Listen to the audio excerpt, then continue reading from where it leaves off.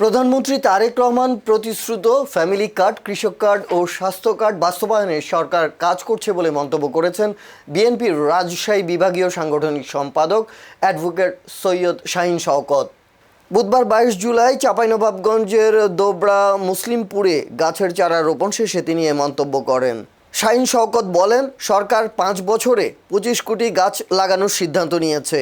গাছ রোপণের পর প্রত্যেককেই যত্ন নিতে হবে। শিশুকে যেমন লালন পালন করা হয়, তেমনি গাছকে লালন করতে হবে, কারণ অক্সিজেনের যোগান দিতে বৃক্ষরোপণের কোনো বিকল্প নেই।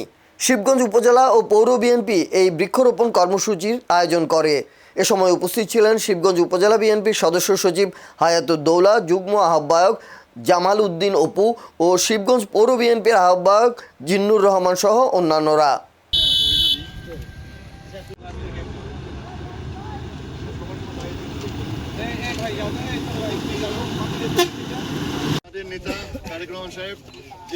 নির্বাচনের পূর্বে আমাদের ইশতেহারে আমাদের চেয়ারম্যান তারেক রহমান সাহেব এবং যিনি বর্তমান প্রধানমন্ত্রী, তিনি প্রতিশ্রুতি দিয়েছিলেন এবং তিনি অঙ্গীকার করেছিলেন যে আমরা 25 কোটি গাছ লাগাবো বাংলাদেশে।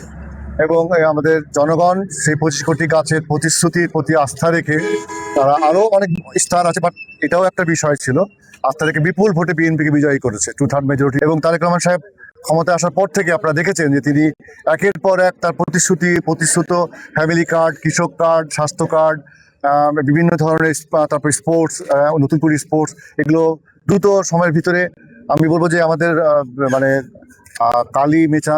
ভোটের কালি মেছানোর আগেই কিন্তু এগুলো আমরা বাস্তবায়ন করছি।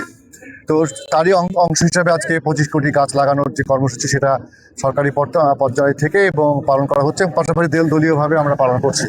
আমি এই অঞ্চলের জনগণকে বলতে চাই, তাদের পার্শ্ববর্তী যে গাছ আছে তাদের সন্তানদেরকে তারা যেন বলে দেয়, বা আমাদের যা প্রত্যেকে যেন আমরা এই গাছটাকে সংরক্ষণ করি, গাছটাকে লালন করি, নিজের শিশুকে যেমন লালন করি সেমনি গাছকেও যেন লালন করি, কারণ গাছ কার্বন ডাইঅক্সাইড গ্রহণ করে, আবার অক্সিজেন ছাড়ে। এই অক্সিজেন আমরা বেঁচে আছি, আমাদের বাঁচার জন্য যে গাছ, সেই গাছকে যেন আমরা শিশুর যত্নে লালন করি। সবাইকে ধন্যবাদ।